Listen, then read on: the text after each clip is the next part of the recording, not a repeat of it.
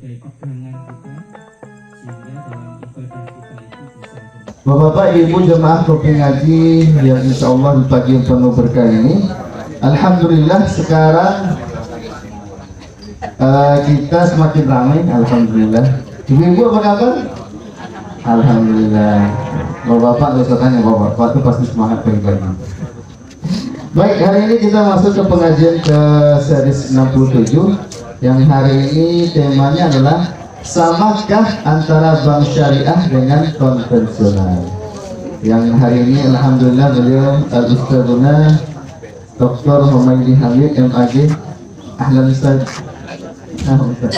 Baik, insya Allah seperti biasa nanti kalau ada waktu yang tersisa kita akan tanyakan, ada sesi tanya jawab. Kemudian bagi jemaah sekali lagi kami ingatkan alhamdulillah jemaah Kopi Ngaji sudah ada QRIS-nya ya, jadi bagi yang mau berinfak melalui mobile banking bisa langsung disalurkan. Baik, tanpa panjang waktu kita langsung saja masuk ke pengajian kita pagi hari ini. Sebelum itu mari kita buka dengan lafal basmalah bersama-sama. Bismillahirrahmanirrahim. Pada Ustaz waktu depan kami haturkan.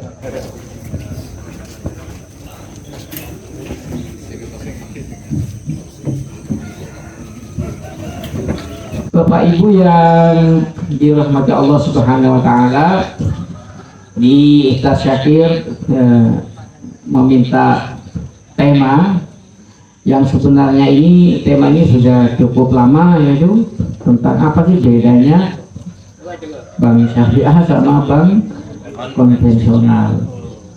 Ada bank plastik lagi deh. Jadi Bapak Ibu, nah ini bank itu merupakan salah satu lembaga keuangan.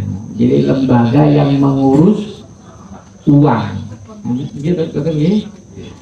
Jadi bank itu tugasnya, bank utamanya kan menghimpun dana masyarakat yang berlebih, kemudian disalurkan ke masyarakat yang membutuhkan. Karena itu namanya bank. Jadi bank itu fungsinya apa? Menghimpun dana lebih dari masyarakat, kemudian disalurkan pada masyarakat yang membutuhkan. Nah,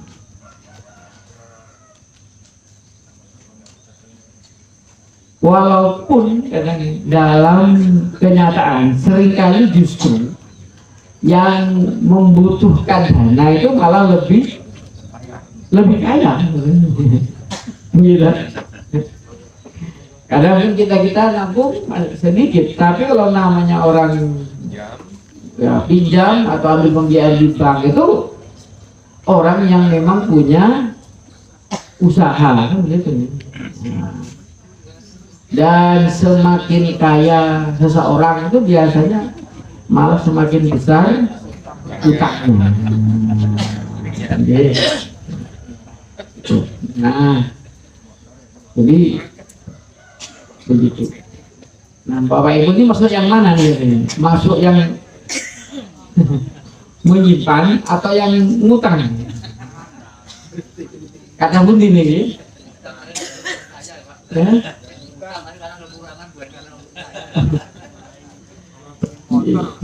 Karena kalau di bank, kalau mau ambil di bank itu kan tidak mudah ini.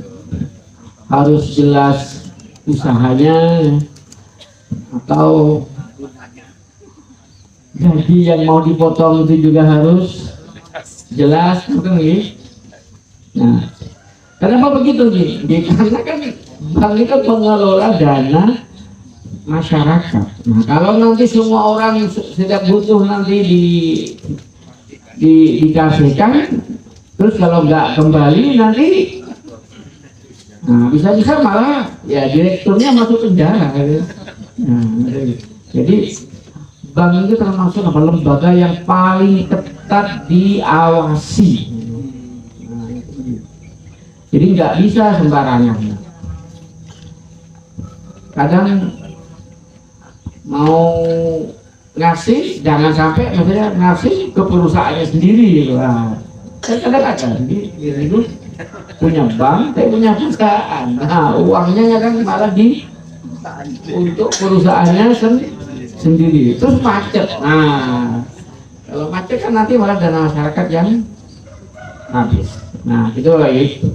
Jadi sebenarnya bank mau bank syariah maupun bank konven secara umum fungsinya itu ya hampir sama, menghimpun dana masyarakat kemudian menyalurkannya ke masyarakat yang membutuhkan. Di samping ada usaha-usaha lain kayak untuk transfer gitu. Nah, itu Bapak Ibu. Nah, bank sebagai sebuah lembaga memang awalnya itu dari orang Eropa. Orang Eropa yang masuk juga ke dunia Islam kan gitu. Nah, hanya saja karena bank konven itu hubungan antara pihak masyarakat dengan bank yang menerima tabungan atau bank dengan pihak yang menerima dana pinjaman, itu hubungannya utang piutang kan gitu ya. Jadi Bapak Ibu, kalau kita nabung di bank ya, kita itu namanya pihak yang ngutangi, berpiutang, makanya dinamakan kreditor. Jadi kreditor itu adalah pihak yang memberi kredit. Nah, sedangkan pihak yang minjam ke bank itu disebut dengan debitur.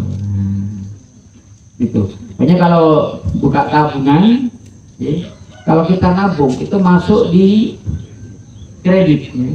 Tapi kalau ngambil masuk di debit, gitu. Nah, memperhatikan belum rekeningan itu? Nah, nah, usaha. Jadi selisih atau keuntungan yang didapat bank itu adalah selisih antara bunga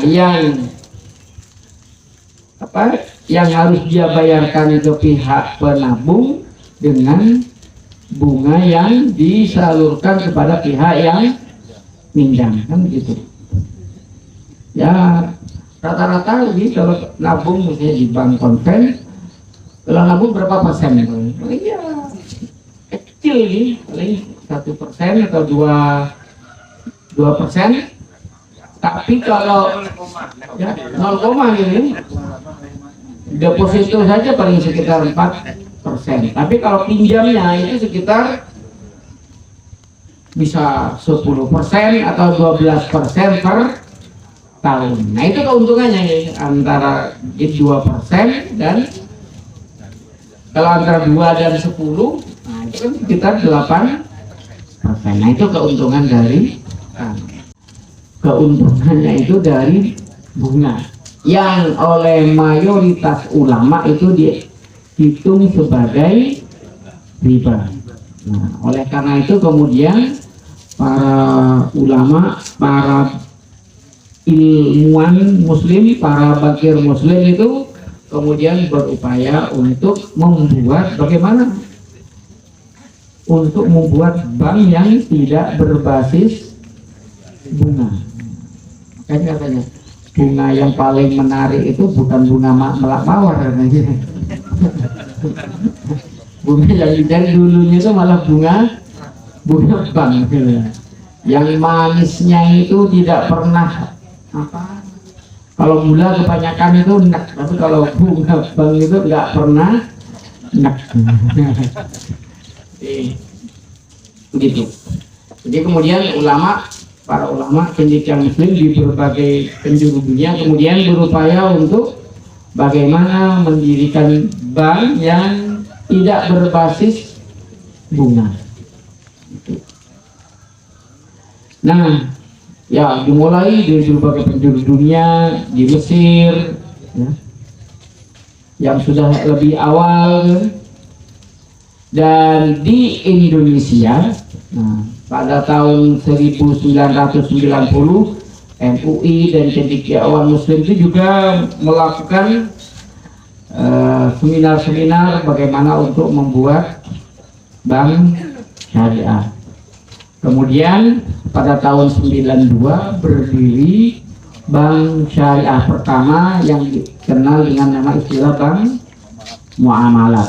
Bahkan waktu itu uangnya itu juga ada yang dari Bapak Presiden Soeharto. Jadi didukung oleh Presiden Soeharto dan juga Bapak B.J. Habibie. Itu tahun 92. Nah, pada tahun 92 Bapak Ibu, aturan di perbankannya itu hanya nyebut bahwa bank itu ada bank konven, ada bank berdasarkan bagi hasil. Belum nyebut-nyebut kata syariah. Nah, hanya nyebutnya bank bagi hasil. Nah, itu bisanya pada tahun 92. Karena sebenarnya sistem bagi hasil itu adalah sistem yang biasa kan di masyarakat. Kayak kita paruan sawah itu kan juga sistemnya bagi hasil. Biasanya kalau dibagi berapa persen ini? Nih sawah ini. Ya ada yang separuh nih. Kalau saya di daerah saya itu kan ada tanah yang ditangani orang, kemudian ya kalau untung separuh, tidak untung nggak dapat apa-apa gitu. Kadang-kadang kasihan, udah garap dibandingkan dengan usahanya sudah hasilnya nggak nututi, ya udah. Nah, baik. Itu Bapak Ibu. Di tahun 92 itu namanya disebut dengan bank bagi hasil. Nah, dari tahun 92 baru pada tahun 98 undang-undang perbankan itu sudah menganut namanya dual system. Jadi bank itu ada bank konvensional, ada bank syariah. Jadi nama kata bank syariah di undang-undang itu baru muncul tahun 98. Nah, setelah krisis moneter. Dan ternyata pada saat krisis moneter itu bank muamalat itu termasuk bank yang tahan banting. Sementara bank-bank yang konven itu banyak yang rontok kolek. Kenapa rontoknya? Karena saya ingat saat itu, jadi bunga tabungan itu dinaikkan gitu, sangat tinggi pada saat krisis.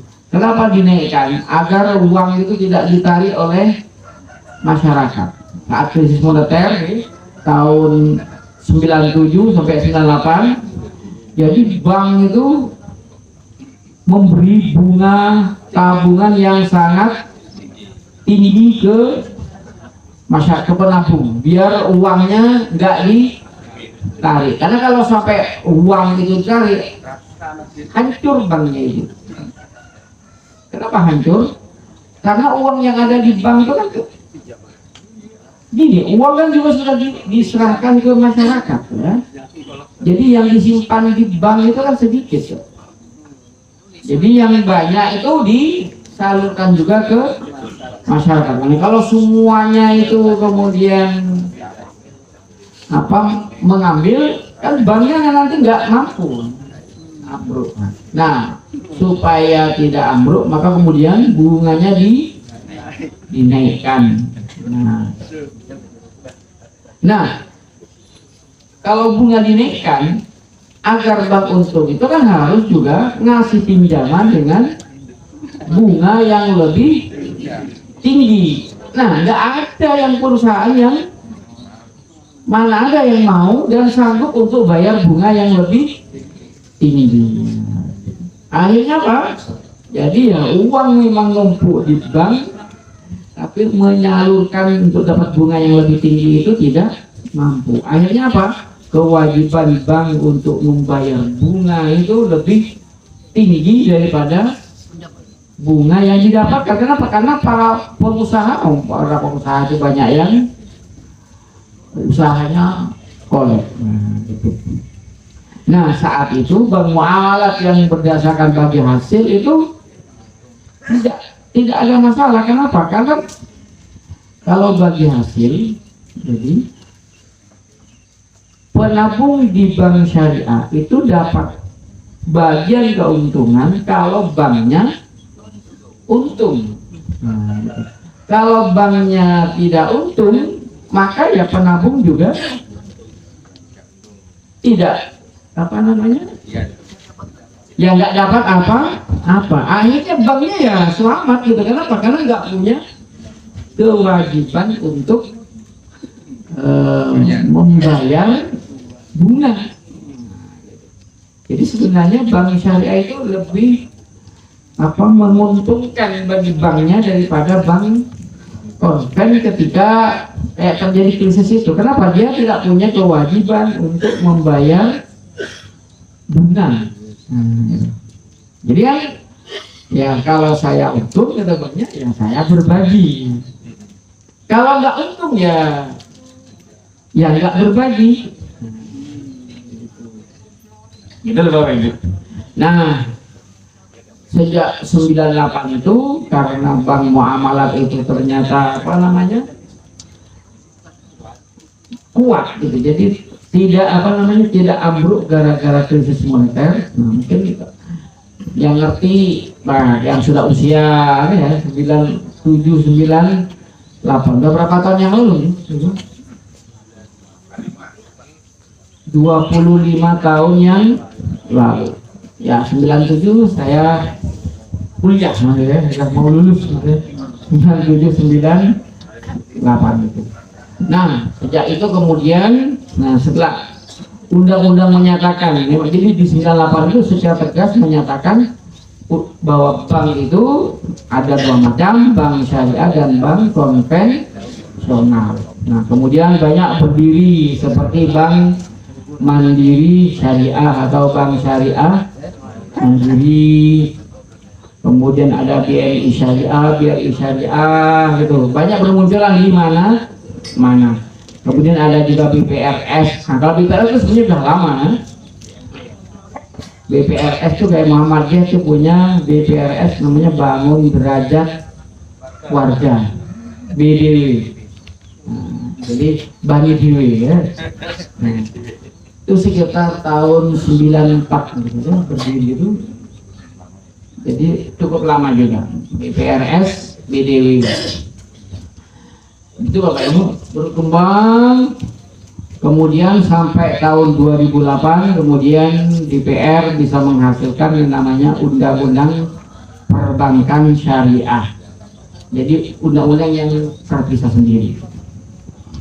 Nah, Bapak Ibu yang dirahmati Allah, itu mungkin ya sejarah singkat tentang bank syariah. Mungkin lalu apa bedanya?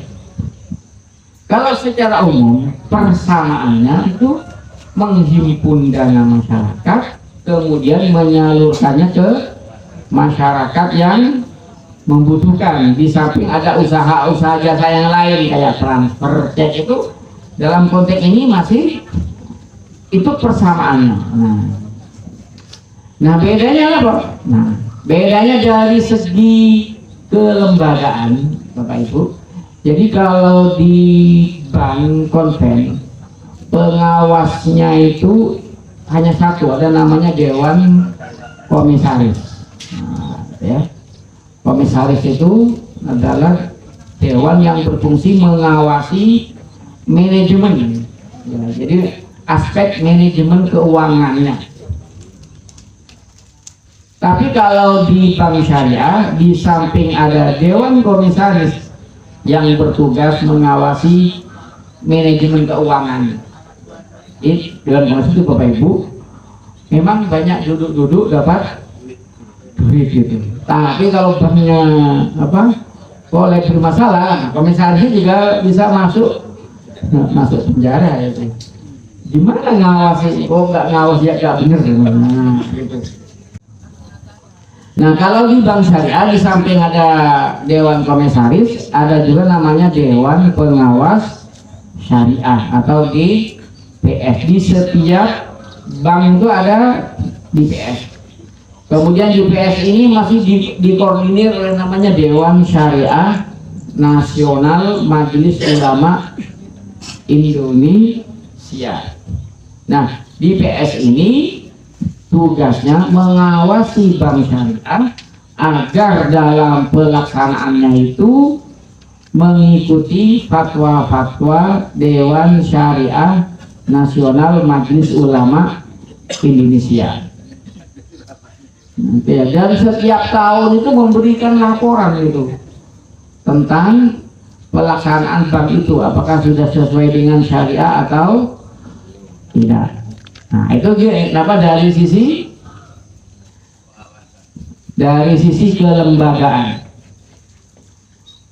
Kemudian dari sisi tujuannya. Nah kalau ya baik bank syariah maupun bank konven itu tujuannya adalah untuk mendapatkan keuntungan.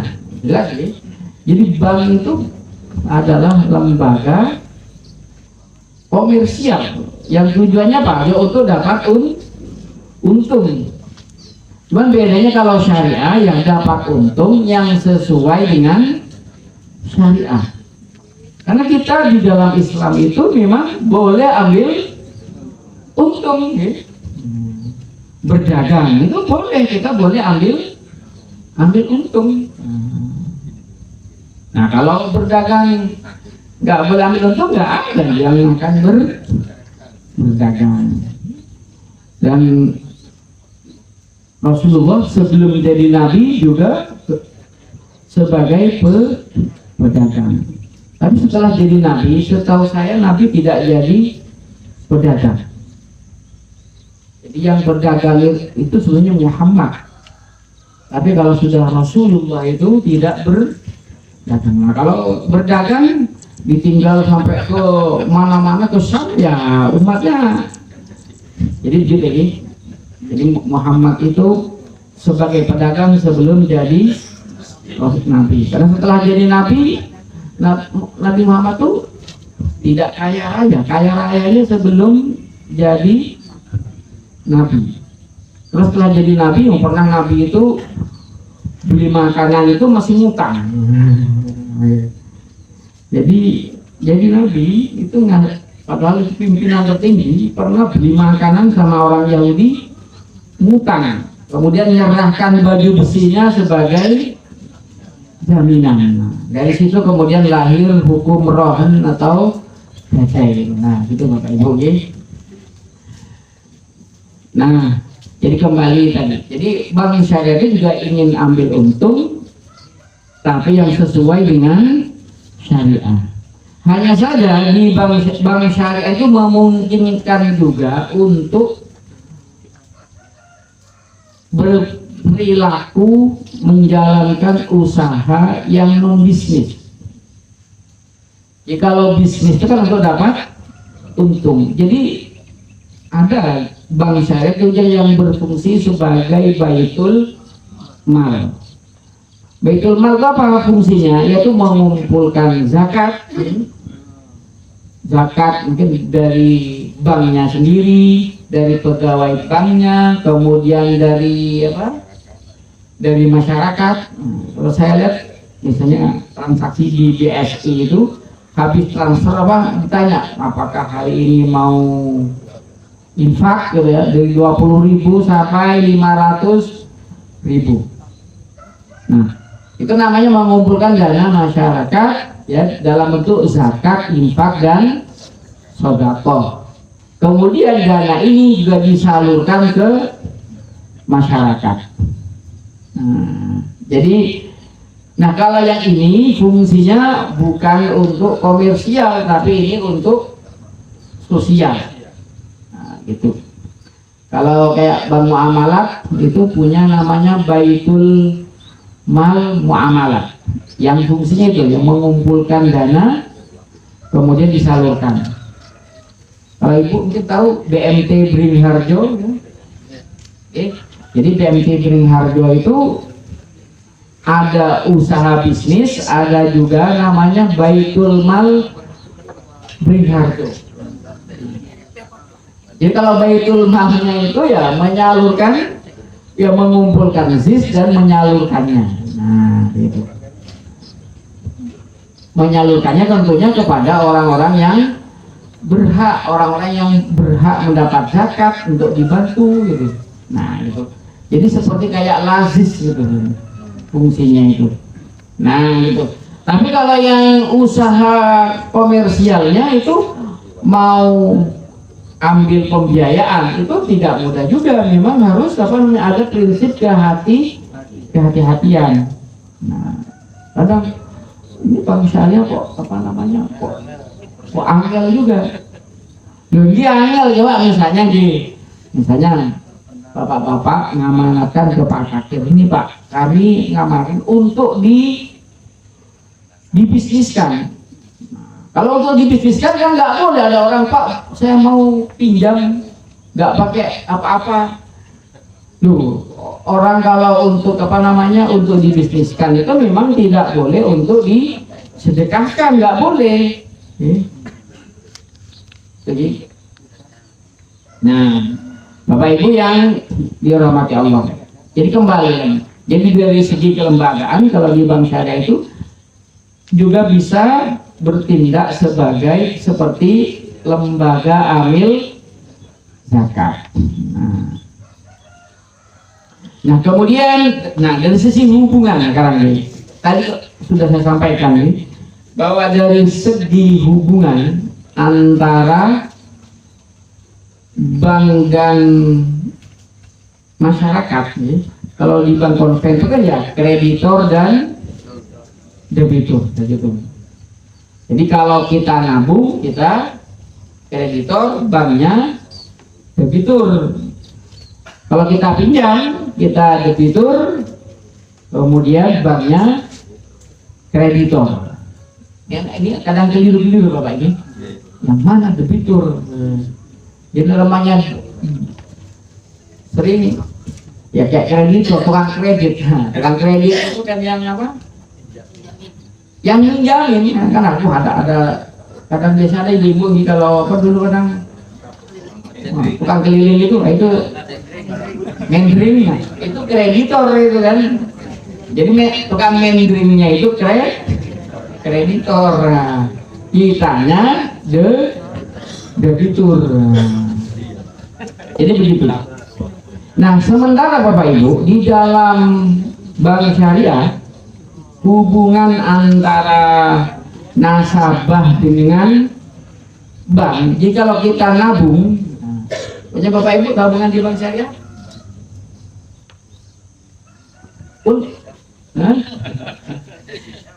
Jadi kalau kita nabung di Bank Syariah, di situ kan ada dua pilihan, ada namanya tabungan akadnya pakai mudharabah, ada yang pakai wadiah. Jadi kalau kita nabung dengan akad mudharabah, berarti kita kedudukannya sebagai investor. Jadi mudharabah kita nyerahkan uang ke bank untuk diputar dengan perjanjian bagi hasil. Nah, biasanya yang disepakati itu hanya porsi pembagian. Misalnya kalau untung nasabah dapat 40, banknya dapat 60, atau nasabahnya 50, banknya 50 dari keuntungan. Kalau banknya untung, kita dalam setiap bulan akan mendapatkan bagi hasil. Kalau banknya rugi, nah kita bisa malah dikurangi. Tapi itu masih saya belum pernah mengalami, karena harus begitu. Jadi secara konsep kalau banknya rugi, mengalami kerugian usahanya itu, maka kerugiannya itu ditanggung oleh nasabah. Namanya kayak orang apa namanya, kita apa patungan usaha ya, kalau rugi ditanggung bersama. Nah gitu. Jadi yang disepakati bukan setiap bulan dapat sekian, tidak, tapi hanya persentase dari keuntungan. Nah yang kedua ada kita pakai akad namanya wadiah, titipan.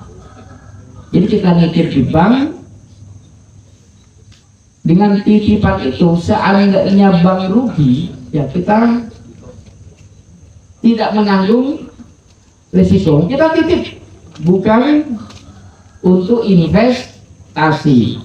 Nah kalau kita nitip, uang ini juga diputar oleh bank. Nah kalau banknya rugi ya bank yang nanggung risiko. Nah gitu. Nah jadi begitu Bapak Ibu. Jadi kalau kita apa namanya pakai titipan itu ya tidak akan dikurangi. Nah, gitu. Jadi nggak akan dikurangi. Tapi ya kalau bank itu nanti kalau bank untung kadang banknya ngasih gitu, namanya ngasih bonus gitu. Jadi kalau bank untung kadang yang ngasih bonus, tapi tidak terikat bank gitu. Jadi nggak punya keharusan untuk memberi, tapi menjamin uang itu utuh. Nah gitu Bapak Ibu.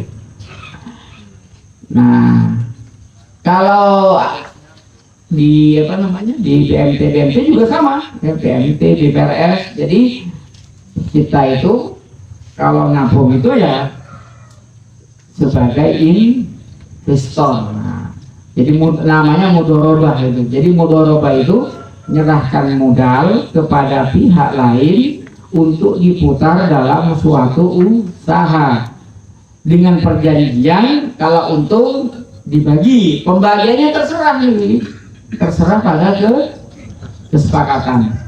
Kalau rugi gimana? Kalau rugi pada dasarnya yang nanggung itu investor. Nah, gitu.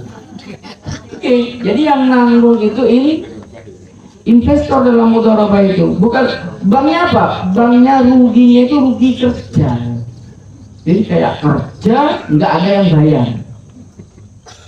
Jadi misalnya saya patung dengan Pak Sakir kan punya usaha, Pak Bapak tak biayai untuk buka misalnya apa? Warung. Kesepakatannya kalau untung nanti dibagi 50-50. Gimana kalau rugi? Kalau rugi sepenuhnya saya nanggung.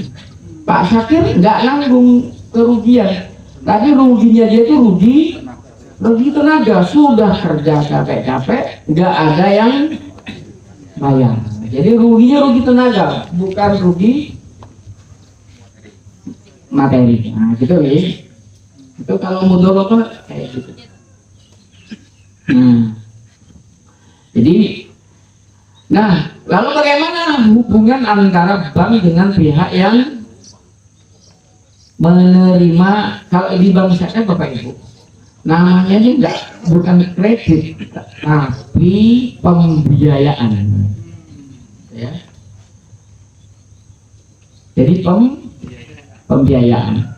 Nah, pembiayaan di bank syariah itu bermacam-macam. Ada juga namanya pembiayaan mudharabah gitu. Jadi kalau pembiayaan mudharabah, bank ngasih dana ke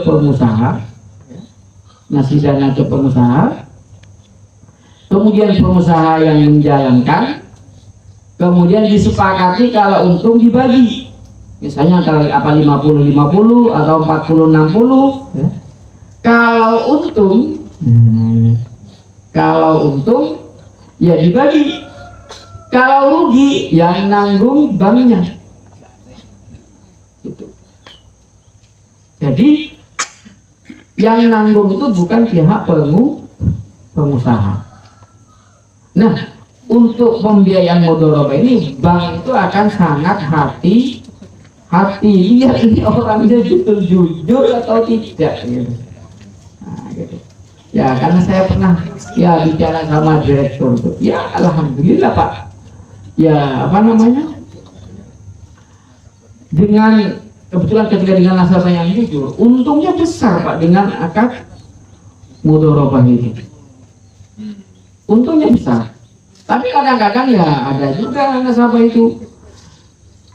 Jadi diperkirakan, kan ada di perkiraan Pak. Oh, diperkirakan dalam sebulan dapat sekian, perkiraan. Jadi kalau bank misalnya ngelepas uang 50 juta, misalnya diperkirakan per bulan bank dapat 1 juta, diperkirakan. Nah, perkiraannya dapat 1 juta, tapi dalam realisasinya kadang-kadang ya 1.200.000, bisa dapat 1 juta, bisa dapat 800 itu. Ini yang nasabahnya jujur. Jadi memang betul melaporkan yang sebenarnya. Tapi Pak kalau nggak jujur, ya kalau kadang-kadang ya kalau untungnya banyak tetap aja cuma ngasih 1 juta. Tapi kalau rugi baru lapor kok ini anu. Ada juga begitu ya. Nah, itulah memang kejujuran ini. Itu kalau pakai mudharabah.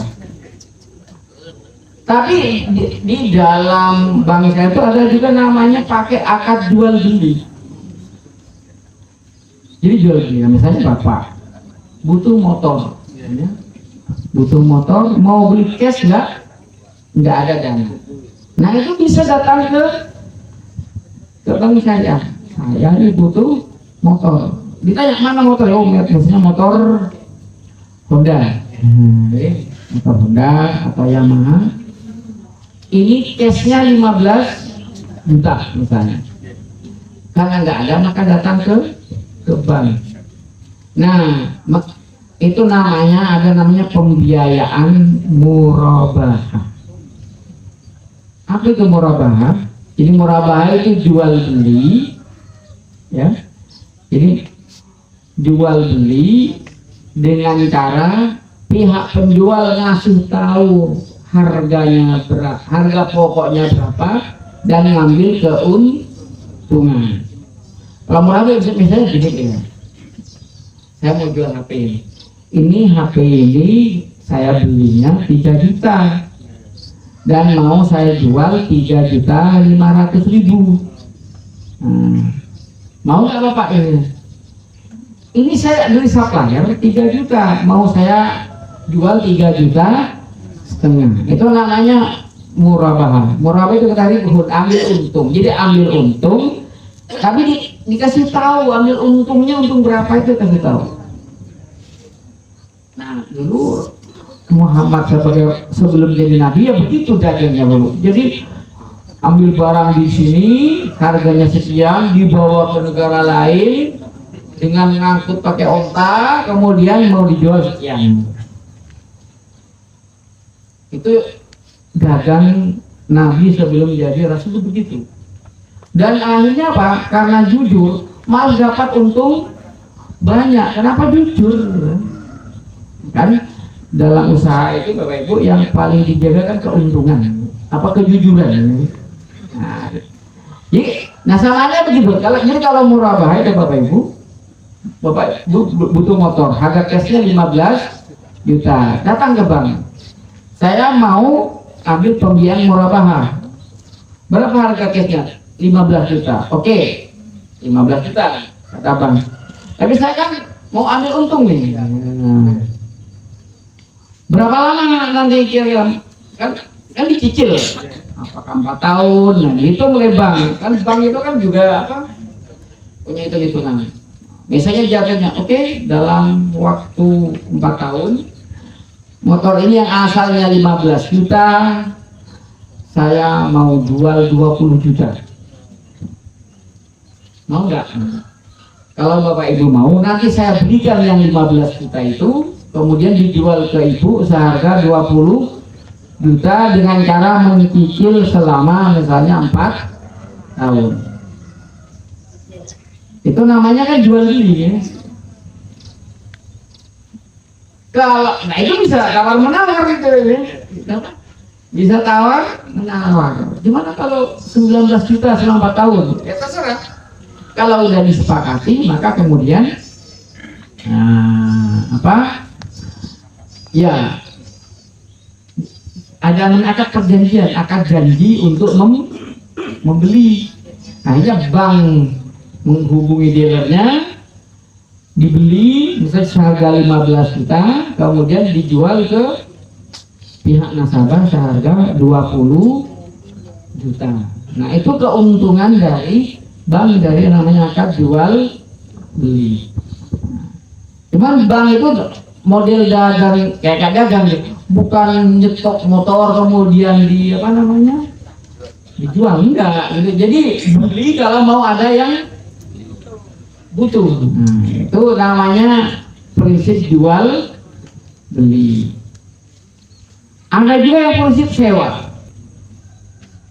Bang, itu saya mau sewa ruko itu di misi 20 tahun 50 juta. Saya mau bank yang menyewakan. Bank itu oke, gini kalau mau dua sewanya itu yang saya akan menyewa saya sewa 50 juta, tapi saya mau menyewakan ke Bapak misalnya seharga 60 juta yang dicicil, mungkin nyicilnya 2 tahun atau 3 tahun. Jadi bank yang menyewa ke